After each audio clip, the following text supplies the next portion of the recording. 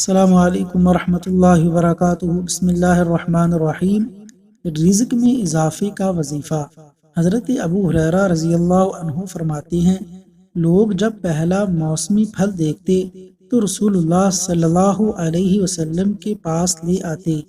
آپ صلی اللہ علیہ وسلم جب اسے پکڑتے تو وہ پھل بچوں میں سے سب سے نو عمر کو دے دیتے، پھر یہ دعا پڑھتے: اللہم بارک لنا فی ثمرنا، اللہم بارک لنا فی ثمرنا وبارک لنا فی مدینتنا وبارک لنا فی صاعنا وبارک لنا فی مدنا وبارک لنا فی مدنا۔